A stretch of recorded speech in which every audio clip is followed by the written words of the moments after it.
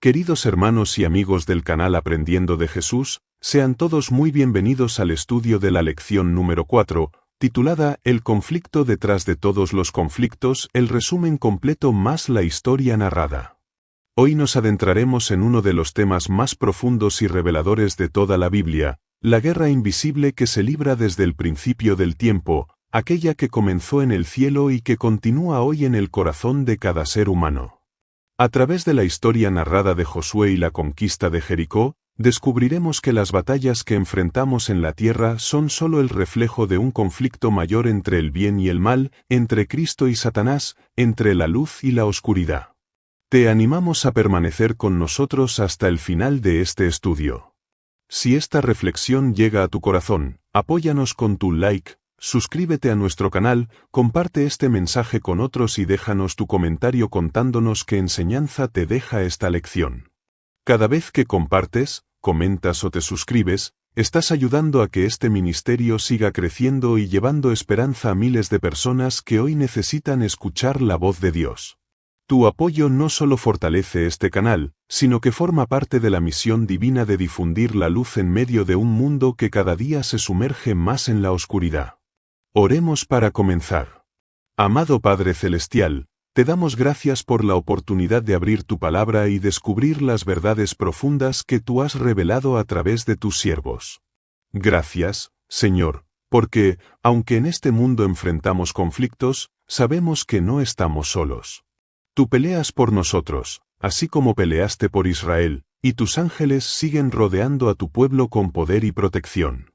Bendice a cada persona que escucha este mensaje, a cada hogar que se une a nuestro ministerio, y a todos los que apoyan esta obra con sus oraciones, sus comentarios y su amor. Que tu nombre sea glorificado en cada palabra, y que este tiempo sea una experiencia de encuentro contigo. En el nombre poderoso de nuestro Comandante Celestial, Jesucristo, oramos. Amén. Comencemos. No hay duda de que el libro de Josué es también un libro de guerra. Sin embargo, la participación directa de Dios en la conquista de Canaán afecta drásticamente la naturaleza de esta guerra, que algunos han llamado una guerra santa. Para aquellos que han sido tocados por el aguijón de la guerra, sin embargo, la combinación de guerra y santa puede ser especialmente problemática. Para muchos cristianos, empero, aún más desconcertante es la caracterización de Dios como un guerrero que no solo manda a los israelitas avanzar contra los cananeos y otros pueblos, sino que también lucha por ellos. Esta semana, intentaremos abordar este tema sensible y complejo. Nuestro estudio de este tema implica un enfoque de dos partes. La primera parte se relaciona con la cosmovisión, que proporciona la lente a través de la cual interpretamos los datos bíblicos. La segunda parte implica un buen análisis de los datos bíblicos mismos, incluyendo una comprensión adecuada del lenguaje bíblico, sus aspectos literarios y su contexto histórico. La lección de esta semana se centra en la primera parte del enfoque. El gran conflicto entre el bien y el mal, que comenzó con la rebelión de Lucifer en el cielo, es un aspecto indispensable de la cosmovisión adecuada para tratar este asunto complicado. La participación de Dios en las guerras de Josué puede entenderse correctamente solo a la luz de su participación en este conflicto más amplio.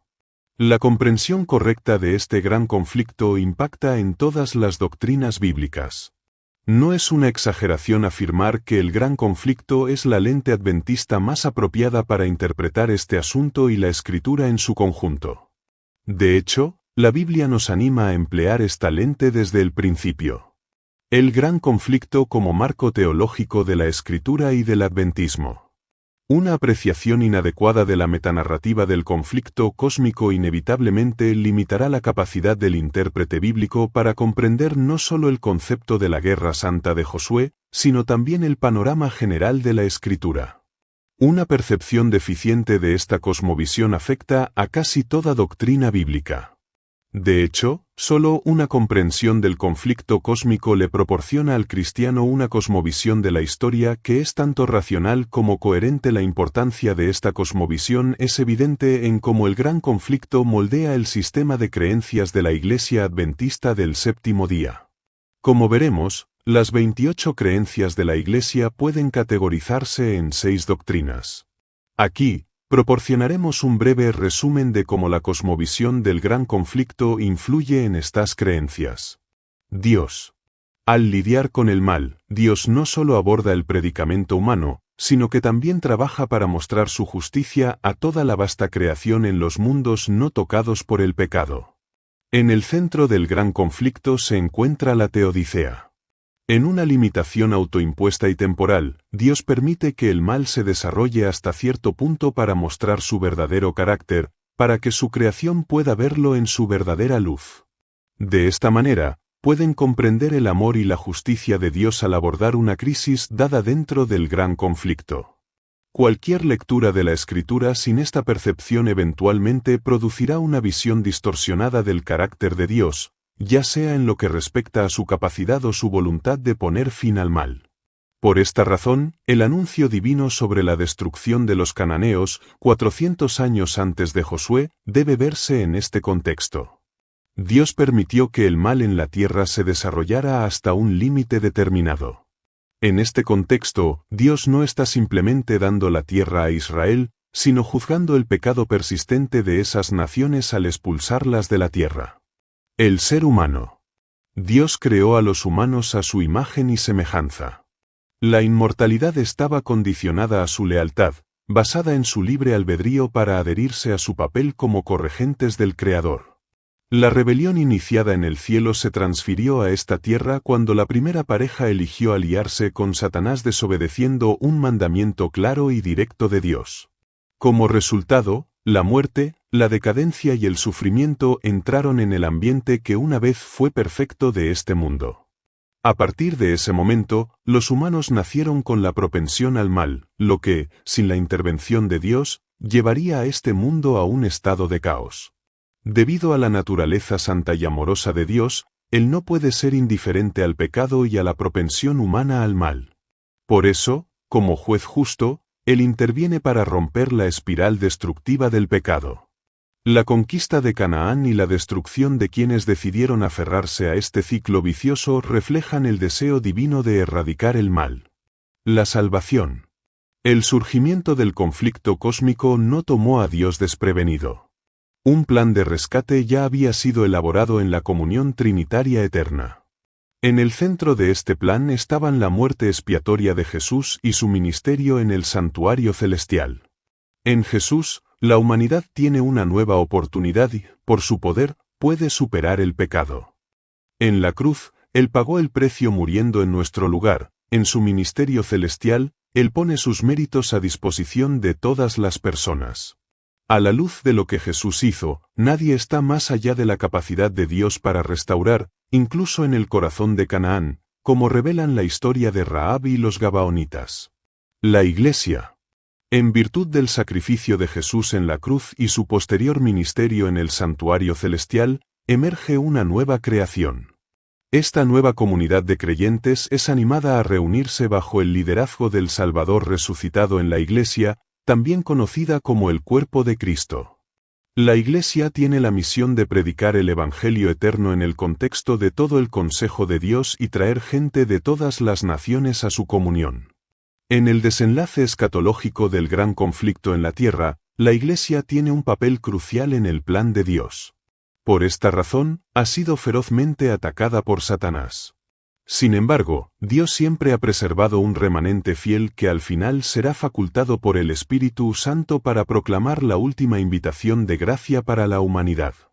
Así como el Israel militante fue victorioso en el pasado, también la Iglesia militante, bajo el liderazgo del nuevo Josué Jesús, será triunfante al final. La vida diaria. El conflicto cósmico es la narrativa que moldea nuestras vidas, impactando cada aspecto, como la forma en que manejamos las finanzas, interactuamos con los demás y tomamos decisiones personales.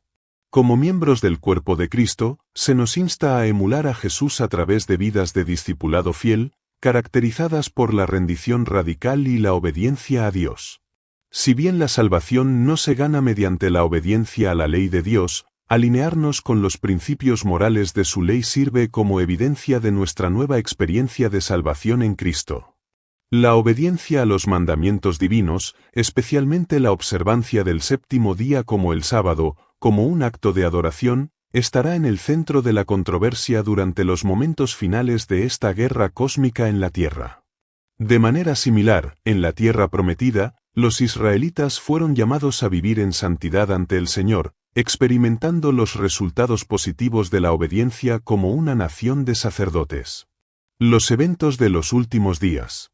Finalmente, el impacto de la cosmovisión del gran conflicto es aún más sustancial en la doctrina de los eventos de los últimos días. El tiempo del fin comienza después del fin del período profético de 2300 días y prepara el camino para el juicio divino en 3 fases. La primera fase, también conocida como el juicio preadvenimiento, comenzó el 22 de octubre de 1844, cuando comenzó la restauración/purificación del santuario celestial. Se extiende hasta la segunda venida de Jesús, que abre la segunda fase judicial, también conocida como el juicio de evidencia, en la que los redimidos participarán durante su estancia de 1000 años en el cielo. Al final de este periodo, el juicio ejecutivo cierra el conflicto cósmico con la destrucción de Satanás, sus ángeles y todos los pecadores impenitentes. ¿Qué se espera en cada fase? La teodicea. La teodicea es el interés de Dios en mostrar su amor y justicia al erradicar el mal del universo. En el juicio preadvenimiento, Él revela su justicia y amor a los mundos no caídos, salvando a su pueblo y condenando al cuerno pequeño y a sus seguidores. En el juicio de evidencia, Dios revela lo mismo a los redimidos cuando aprenden de los registros celestiales porque algunas personas fueron salvas y otras perdidas. Finalmente, en el juicio ejecutivo, al final del milenio, incluso Satanás, los ángeles caídos y los perdidos se arrodillarán en reconocimiento de que Dios es justo. Este grupo incluye a todos aquellos cananeos que, como los otros perdidos, se negaron a aceptar la gracia de Dios. La batalla espiritual. Hoy en muchas situaciones, la naturaleza espiritual de las batallas de Israel se hace evidente debido a la participación directa de Dios. Medite cuidadosamente sobre los siguientes incidentes y reflexiones sobre cómo pueden enseñar a los cristianos de hoy acerca de la naturaleza de la guerra espiritual y las formas en que podemos ser victoriosos. Preste atención a la interacción entre las agencias humanas y divinas. Gedeón vence a los madianitas con solo 300 hombres después de prescindir de 32.000 soldados. El ejército restante derrotó al numeroso ejército de los madianitas rompiendo cántaros y tocando trompetas. Mientras los habitantes hambrientos dentro de los muros de la ciudad de Samaria ignoran por completo que los eventos han cambiado repentinamente a su favor, 4 leprosos exploran el campamento vacío del enorme ejército arameo, que abandonó su posición a toda prisa y dejó todo atrás en confusión. Bajo una presión abrumadora, el rey Ezequías busca la ayuda del Señor y del profeta Isaías. El ejército de 185.000 hombres de Sennacherib, rey asirio, es la mayor amenaza que Jerusalén ha enfrentado. En esta crisis existencial, Dios interviene milagrosamente para salvar la ciudad indefensa. 1. Ahora, compare estos relatos con la descripción de la última batalla en la historia humana, sobre la cual Juan escribe en Apocalipsis. ¿Qué tienen en común? 2. ¿De qué manera las batallas de Israel fortalecen mejor su fe con respecto al resultado del conflicto cósmico en Apocalipsis? Lea Apocalipsis 27 al 15. En una confrontación final, Satanás levanta un gran ejército para lanzar su último ataque contra Dios y los redimidos dentro de la Nueva Jerusalén. ¿Cómo termina esta última batalla, la guerra detrás de todas las guerras? Historia narrada. El sol ardía sobre las llanuras de Jericó, dorando con su fuego los muros gruesos y altivos que parecían desafiar el paso del tiempo. A lo lejos, el campamento de Israel reposaba como un mar de tiendas blancas, extendido en la vasta llanura que el Jordán había dejado atrás. Habían cruzado el río por mandato del Señor, no con barcas ni con ingenios humanos, sino por el poder invisible que abre caminos en medio de lo imposible. Los pies de los sacerdotes habían tocado las aguas y el torrente se detuvo, los hijos de Israel habían pasado en seco. Aún resonaba en la memoria del pueblo aquel milagro silencioso, Aquel recordatorio de que el Dios que los guiaba no era un Dios de madera o piedra, sino el Dios vivo, el mismo que había humillado a Egipto y que ahora los conducía hacia la tierra prometida. Pero aunque las tiendas estaban en paz y las fogatas brillaban, la tensión invisible del miedo recorría los corazones. Porque frente a ellos, las murallas de Jericó se levantaban desafiantes, y el espíritu de guerra comenzaba a despertar en el aire. Josué no dormía aquella noche. Caminaba solo cerca del campamento, meditando en el peso de la responsabilidad que Dios había puesto sobre sus hombros. Era un hombre de fe, pero también de carne y hueso, y conocía la fragilidad de su pueblo. Había visto cómo se quejaban en el desierto, cómo dudaban aún después de ver el poder del Altísimo. Ahora, frente a la primera ciudad amurallada de Canaán, Josué sentía el peso de una pregunta que lo consumía en silencio. ¿Cómo podía un pueblo sin experiencia militar derrotar a naciones fortificadas, armadas y crueles? El recuerdo de los gigantes y de las lanzas resonaba aún en su mente, pero lo que más lo turbaba era algo más profundo, invisible, una sensación de que aquella guerra era más que una simple conquista. Había algo en juego más allá de la tierra, algo que el ojo humano no podía ver. El viento sopló desde el valle y Josué levantó la vista. Entonces lo vio. Un hombre estaba de pie frente a él, con una espada desenvainada en la mano. Su figura resplandecía con una luz que no era de este mundo, y sus ojos ardían con un fuego sereno, lleno de autoridad. Josué se detuvo, el corazón latiéndole con fuerza. Era un guerrero, sin duda, pero no uno común. La túnica que vestía brillaba como metal al sol, y su presencia hacía temblar el aire. Josué, sin reconocerlo del todo, se adelantó con precaución y preguntó, ¿eres de los nuestros o de nuestros enemigos? La respuesta fue un solo y poderoso no, tan firme como un trueno y tan dulce como la voz de un río. Yo soy el comandante del ejército del Señor, ahora he venido. En ese instante, Josué comprendió. Aquel no era un hombre común. Cayó rostro en tierra, y adoró. No era un aliado más, era el mismo Dios en forma de guerrero, el Cristo preencarnado que descendía a dirigir la batalla invisible que se libraba detrás de todas las guerras humanas. El suelo santo tembló bajo sus rodillas cuando el comandante habló de nuevo, «Quita el calzado de tus pies, porque el lugar donde estás es santo». Y Josué obedeció, temblando. El aire se llenó de una paz terrible, de esa mezcla de temor y amor que solo la presencia divina puede inspirar. Allí, entre el polvo del valle y el rumor de los insectos, se reveló a Josué la verdad más profunda. La guerra que estaba por comenzar no era solo contra Jericó, ni contra sus muros, ni contra sus ejércitos. Era la manifestación terrenal de un conflicto cósmico que había comenzado mucho antes, en los cielos, cuando un ser de luz se rebeló contra el trono de Dios. Mucho antes de que el hombre respirara, una guerra había estallado en el cielo. El universo, perfecto y armonioso, había sido sacudido por una voz de orgullo. Lucifer, el más resplandeciente de los ángeles, había mirado su propia belleza y se había enamorado de sí mismo. Quiso elevar su trono por encima de las estrellas de Dios, quiso ser igual al Altísimo. Pero en el cielo no había lugar para dos voluntades supremas. La rebelión dividió los ejércitos celestiales, hubo batalla, y Miguel y sus ángeles lucharon contra el dragón. No fue una guerra de lanzas ni de espadas, sino de carácter, de verdad, de amor contra egoísmo.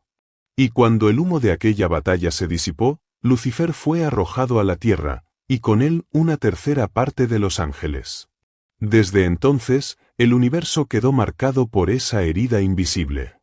Las guerras humanas, las injusticias, el dolor, no eran sino ecos de aquel conflicto inicial. Y ahora, frente a las murallas de Jericó, ese mismo conflicto se manifestaba de nuevo. Josué comprendió que no estaba al mando de una campaña ordinaria. El comandante del ejército del Señor no había venido para ser un simple consejero militar, había venido a mostrar que la victoria pertenece a Dios. «No temas», le dijo el comandante con voz que estremecía el alma. «He entregado en tus manos a Jericó, a su rey y a sus hombres de guerra. Pero no pelearás como los hombres pelean, ni vencerás con la espada.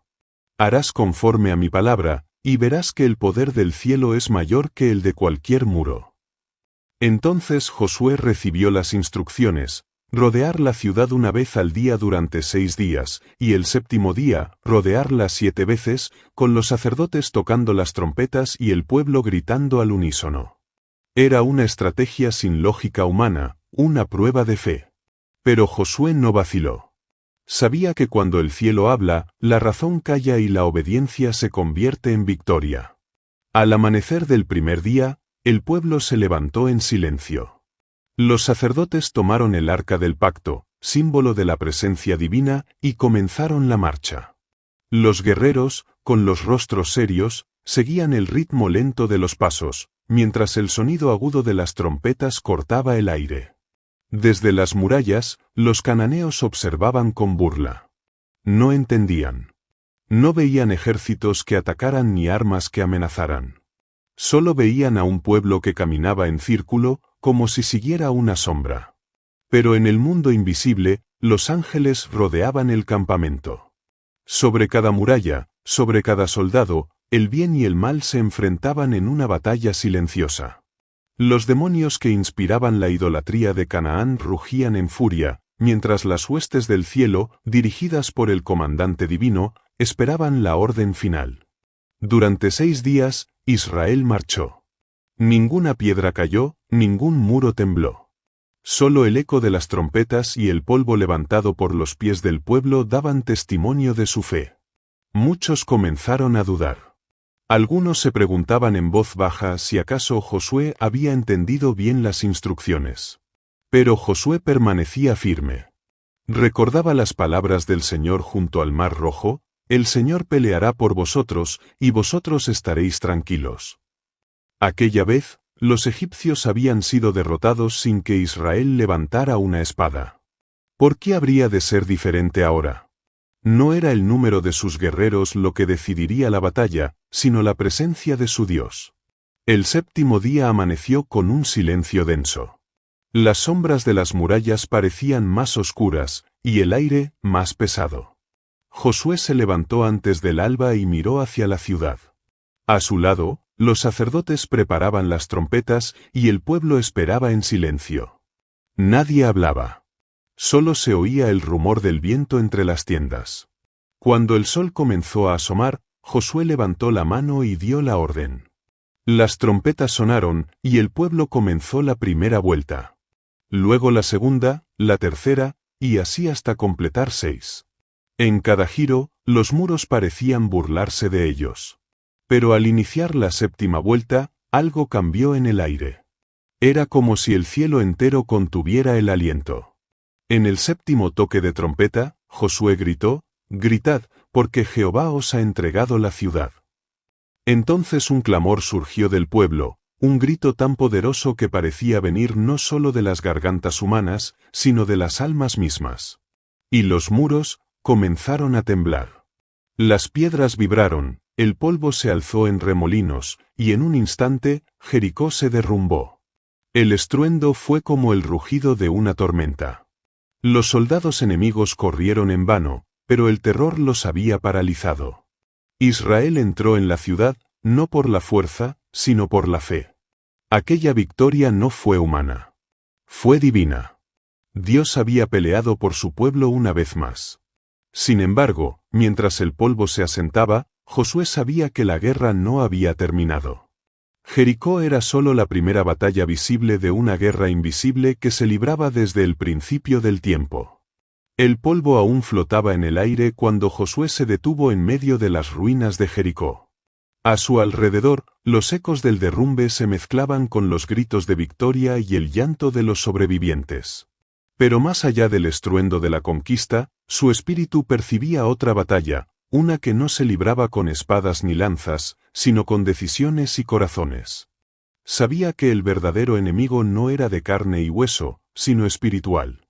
El comandante del ejército del Señor le había mostrado que cada victoria terrenal era solo el reflejo de un conflicto cósmico, una disputa entre la luz y la oscuridad que desde el principio dividía el universo. Jericó había caído, sí, pero la guerra del alma humana apenas comenzaba. Mientras el pueblo celebraba, Josué se retiró a orar. Se arrodilló entre los escombros y miró hacia el cielo, donde el sol descendía teñido de rojo. Allí recordó las palabras del comandante: «Esta batalla no es tuya, sino mía». Comprendió que la presencia divina no se limitaba a las victorias visibles, sino que acompañaba al pueblo en cada prueba, incluso en la oscuridad de la duda. Jericó había sido vencida no porque Israel fuera fuerte, sino porque aprendieron, por un momento, a confiar. Pero, ¿cuánto duraría esa fe? La historia del desierto pesaba en su memoria, un pueblo fácilmente entusiasmado, pero también fácilmente olvidadizo. En su corazón, Josué sabía que la incredulidad era el enemigo más temible. Esa noche, mientras las hogueras del campamento se apagaban una a una brisa extraña recorrió la llanura. En lo alto, más allá de las estrellas, el conflicto invisible seguía su curso. Los ángeles del Señor observaban desde el cielo, atentos a cada decisión humana, pues sabían que la batalla del Edén no había terminado. En los recovecos del aire, los espíritus caídos murmuraban, sembrando temor, orgullo y desobediencia. Los mismos demonios que inspiraron la idolatría de Egipto y la crueldad de Canaán ahora buscaban infiltrar el campamento de Israel. Pero también había luz. Los ángeles fieles rodeaban el pueblo como un muro invisible, velando para que la esperanza no se extinguiera. La tierra de Canaán era solo un campo de batalla más en la guerra que se había iniciado en el cielo. Los días que siguieron fueron de tensión y silencio. La fama de la victoria se extendió por toda la región, y los reyes de Canaán se llenaron de miedo. Sin embargo, el peligro más grande no vino de fuera, sino de dentro. Entre las filas de Israel, un hombre llamado Acán escondió en su tienda parte del botín de Jericó, desobedeciendo la orden divina. Tomó un manto babilónico, plata y oro, objetos que Dios había declarado bajo maldición. Fue un acto oculto, pero no invisible. Cuando el pueblo intentó avanzar contra la ciudad de Ai, una pequeña fortaleza, fueron derrotados. Josué cayó sobre su rostro, rasgó sus vestiduras y clamó al Señor: ¿por qué hiciste pasar a este pueblo el Jordán para entregarnos en manos del enemigo? La respuesta de Dios fue clara y terrible: Israel ha pecado. No podré estar con vosotros mientras haya maldición entre vosotros. Josué comprendió entonces que el conflicto detrás de todos los conflictos era, ante todo, espiritual. No se trataba de ejércitos enemigos, sino del corazón humano y su inclinación al orgullo, a la autosuficiencia, al querer avanzar sin la presencia divina. La derrota en Ai fue un recordatorio de que ninguna guerra puede ganarse si el alma está dividida. El pecado de uno contaminó a todo el pueblo, así como la rebelión de Lucifer había contaminado a una tercera parte de los ángeles. Josué reunió a las tribus, y por sorteo, el Señor señaló al culpable. Acán fue descubierto, y el pueblo lloró con amargura. Aquel día comprendieron que no bastaba con pertenecer al ejército del Señor, era necesario estar en su lado, obedecer sin reservas y confiar aunque no se entendiera el plan. Pasaron los meses, y las campañas continuaron. Israel conquistó ciudades, derrotó reyes, y vio prodigios que ninguna nación había presenciado. Pero Josué nunca olvidó la voz del comandante. Sabía que cada batalla terrenal era parte de una historia más grande, una historia escrita desde los cielos. En las noches, mientras los soldados dormían, él miraba las estrellas y pensaba en el misterio del mal. Recordaba lo que los profetas habían revelado, que hubo un tiempo en que todo era luz, y que un ser perfecto se había corrompido por orgullo. Aquel pensamiento lo estremecía. ¿Cómo podía la perfección desear la rebelión? ¿Cómo podía una criatura que contemplaba la gloria de Dios elegir la oscuridad? Pero era así. Lucifer había querido gobernar, no servir. Había querido ser adorado, no adorar. Y desde entonces, todos los conflictos, en el cielo, en la tierra, en el alma, nacían de ese mismo deseo, ocupar el lugar de Dios. Josué entendía que su misión no era solo conquistar una tierra, sino testificar ante el mundo del carácter del Dios verdadero. Canaán estaba llena de ídolos, de rituales sangrientos, de dioses crueles que exigían sacrificios humanos.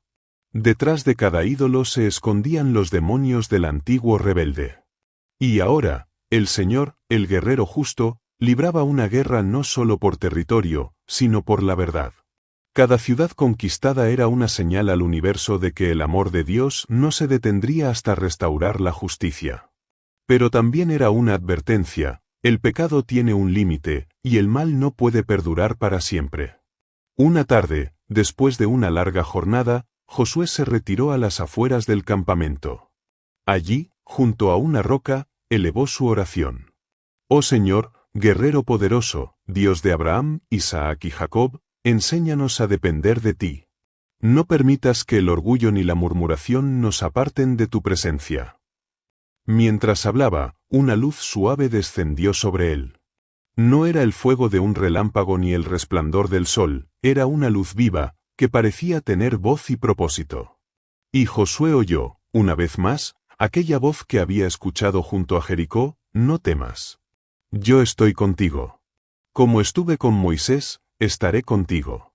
Ninguna fuerza del enemigo prevalecerá si tu corazón se mantiene firme. Y entonces comprendió que no solo estaba peleando por Canaán, sino por la vindicación del nombre de Dios. El tiempo pasó. Israel, fortalecido por la fe y la obediencia, comenzó a establecerse en la tierra prometida. Pero la tentación del olvido, como una sombra, se cernía sobre ellos. Josué envejeció, y antes de su muerte reunió al pueblo en Siquem. El aire estaba cargado de solemnidad. Hombres, mujeres y niños se congregaron bajo el sol, mientras los ancianos y los sacerdotes esperaban las palabras de su líder. Josué, con la voz firme a pesar de los años, recordó todo lo que Dios había hecho. Vuestros ojos han visto, dijo, que no una sola palabra de todas las promesas del Señor ha fallado. Luego los miró con tristeza y advertencia. Escoged hoy a quién serviréis, si a los dioses que sirvieron vuestros padres, o al Dios verdadero. Pero yo y mi casa serviremos al Señor. En aquel momento, el cielo se inclinó sobre la asamblea. Los ángeles escuchaban, porque esas palabras no eran solo de un hombre, sino de un testigo de la gran controversia. Josué sabía que el futuro dependería de esa elección. Si Israel permanecía fiel, sería una luz para las naciones.